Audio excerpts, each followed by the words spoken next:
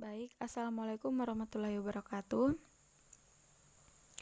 Kami dari kelompok 3 akan mempresentasikan hasil diskusi kami, yaitu mengenal istilah ilmu hadis. Kami di sini beranggotakan 4 orang. Yang pertama ada Melit Saini Nabila, Mustika Hidayanti, Nanda Sagita, dan Nur Zahratun. Baik, langsung saja. Yang pertama itu istilah ilmu hadis, yaitu sanad. Sanad menurut pengertian bahasa adalah yang berarti sesuatu yang disandarkan kepadanya. Jadi sanad artinya sandaran. Berkenaan dengan pengertian sanad secara istilah, para ulama berbeda pendapat. Yang pertama, di dalam kitab Ushul al-Hadis disebutkan bahwa sanad adalah rangkaian berita yang merupakan jalan kepada matan dari sumber pertama. Yang kedua, sebagian ulama mendefinisikan sanad dengan jalan yang dapat menghubungkan matan hadis kepada Nabi Muhammad SAW. Kemudian yang ketiga, ahli hadis mendefinisikan sanad dengan jalan yang menyampaikan kita kepada matan hadis.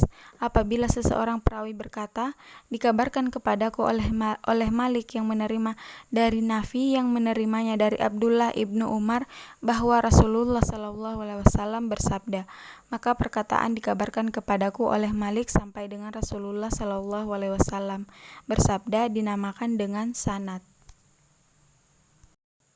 Kemudian yang kedua ada matan. Matan secara terminologis adalah redaksi hadis yang menjadi unsur pendukung pengertiannya. Perkataan yang disebut pada akhir sanad, yakni sabda Nabi SAW yang disebut sesudah habis disebutkan sanadnya. Matan juga secara bahasa artinya sesuatu yang menjulang dan tinggi di atas tanah. Secara istilah, matan adalah suatu kalimat tempat berakhirnya sanad. Sanad secara bahasa artinya sesuatu yang dijadikan sandaran. Secara istilah adalah mata rantai persambungan periwayat yang bersambung bagai matan hadis. Selanjutnya ada al-musnad dan al-musnid.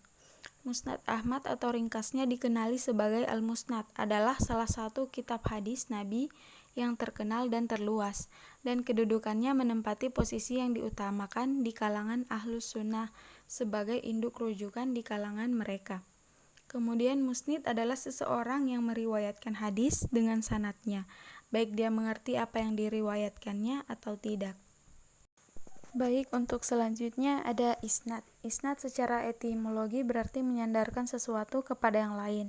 Di samping itu, isnad dapat juga diartikan dengan menceritakan jalannya matan.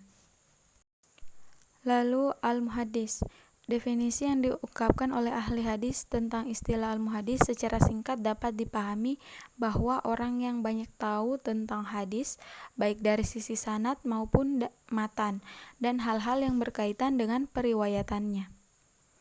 Al-muhaddis ini adalah gelar tingkatan lebih tinggi dibanding gelar al-musnid, sebab al-muhaddis adalah orang yang mengenal selak-beluk sanad. Kemudian ada al-hakim. Al-hakim berarti pembuat hukum. Allah menurunkan hukum-hukum kepada manusia dalam bentuk Al-Quran dan As-Sunnah. Menurut faham Mu'tazilah, sebelum datangnya Islam, akal manusialah yang menjadi hakim, semua perbuatannya dihukumi menurut akalnya masing-masing. Kemudian ada Amirul Mukminin fi al-Hadis dan al-Hafiz.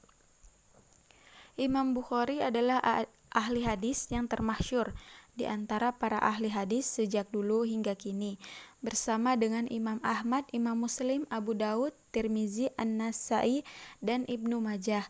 Sebagian menyebutnya dengan julukan Amirul Mukminin fil al-Hadis.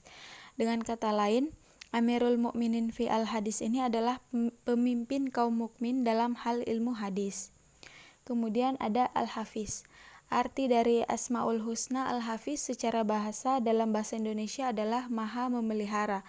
Asmaul Husna al-Hafiz merupakan salah satu Asmaul Husna Allah yang terdapat dalam Al-Quran dan hadis Nabi Muhammad. Al-Quran dan hadis merupakan sumber hukum dalam agama Islam dan digolongkan dalam golongan dalil naqli. Baik, itulah penyampaian presentasi dari kelompok kami. Mohon maaf bila banyak kekurangan dan kesalahan, mohon dimaklumi. Saya akhiri. Assalamualaikum warahmatullahi wabarakatuh.